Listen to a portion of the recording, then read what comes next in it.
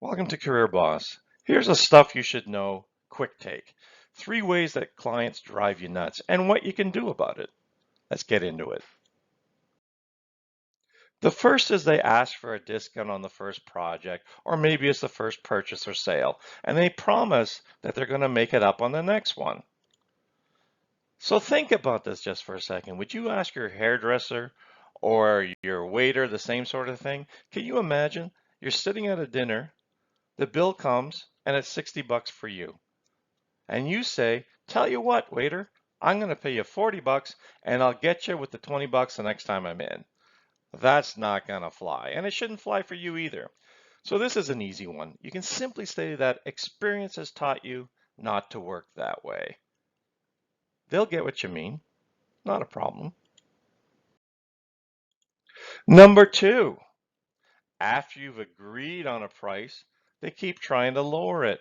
They continually ask you to sharpen your pencil.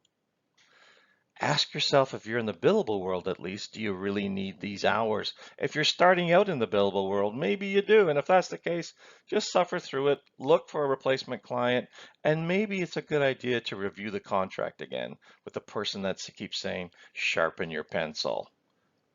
You've got a contract, right? Here's a pro tip. Did you know that you can charge a premium for a difficult client with their next contract? I've had to do that. In one case, I had a client who was a great guy, but the client kept asking me why I did certain things all the time, but often why I did the same thing that I explained over and over and over. So I was starting to rack up the billable hours beyond what was budgeted for. This is a tough one to deal with, so I know that I've got to get him on the next time, and I'm going to have to either increase the hours or increase my billable rate. But yeah, if you have a difficult client, charge a premium for it. Also on this one, consider if there's an opportunity cost for keeping a particular client. Again, this is particularly important.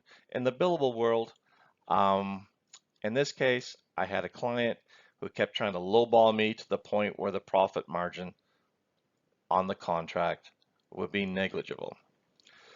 I showed them the signed contract as a reminder, and then I asked them seriously and firmly, why are you deviating from the contract?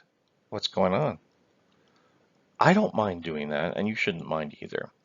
So if there's an opportunity cost and you can replace them, do it. Just to explain an opportunity cost, what I mean is if you can bring in a client and replace this client with more billable hours or a greater rate or more profit, do it. Here's a pro tip. Don't let fear of losing the client keep you from sticking to a bad deal, because that's what they're hoping is going to work. Just think about that one. Number 3, they add features or work beyond what you agreed on, and they expect you to eat the cost. They might say something like, just work it in when you have a free moment, like she's doing with her free moment. They may say it shouldn't take you that much more time. Well, kind of trying to shame you a little bit here. What do you do about it?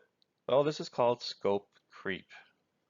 So don't let it happen. Let them know that your budget and your contract are already tight to give them the best possible deal. Then either refuse the added work, or better yet, agree to add this additional work to the cost of the project. Here's a story where I had to take some drastic action. We had a large client. It was a national client. And there was another, I was an account executive at the time. There's another account executive that was on the project, and he was having trouble dealing with them. My boss thought the problem was with the account executive. So I was sometimes brought in to save a contract if it wasn't going well. In this case, that's what they asked me to do. So I asked the other account executive what was going on, and he just explained to me the challenges he had with them. So I introduced myself, explained what I could do for them, and we started working together. At that point, believe it or not, I had a hockey accident where I tore my Achilles tendon. So I was in a cast while I was working. And the reason that's important is because they asked me to travel a lot by air. If you're wearing a cast and you're traveling by air, your leg inside there is going to start to swell. So the pain was incredible. Anyway, I guess that was a harbinger of things to come, or harbinger, maybe the word is. So I was going all around the country talking to this was an investor company, and they had offices all across the country. My area was a certain part of our nation, the East Coast, and I was traveling all over, meeting the people, understanding what their needs were. And so finally I got back and I started to work on the project a little bit, and the client seemed pretty, excuse me, the client seemed pretty happy, so that was good. Then the client started asking me to do, well, basically scope creep, do a little bit more and do a little bit more and do a little bit more. And then it got to the point where she expected me to be some sort of HR specialist. She said, we have fights between our territories. What I'd like you to do is get in there between them and, iron it out. In fact, we're going to have a national conference in the middle of the country. What I'd like you to do is bring all the groups together and understand and let them know that we're one team. So I'm an HR person, plus now I'm responsible for running the show, and this is supposed to be included in my contract. It didn't feel right. And I didn't feel like going to the other end of the country on a plane where I was, I'll just bounce back here for a second, where I was having to travel. So that wasn't working for me. So I went to my boss 3 days before this conference and I said, I'm going to fire them. Here's why, A, B, and C. The reasons were it wasn't the other ad execs or the account execs' fault. This person was difficult. They were adding things that I had no specialty in. And they were expecting me to go across the country and deal with everybody together. So this is the first time and the only time in my life I've had to fire a big client. So I did it. So, excuse me. So here's a pro tip for you. If your client is always doing the scope creep thing, here's what you can do. Book your meeting with them just before lunch, say 11, 11:30. Then take them to lunch and explain your points or your contract again with them. It's a neutral, friendly environment, and I've done this a few times, and I find it really, really works. People are more relaxed, they're eating. Um, it's just more amenable for ironing things out. Finally, here's a final pro tip for you. Look up something called value billing. If you don't know what that is, look it up.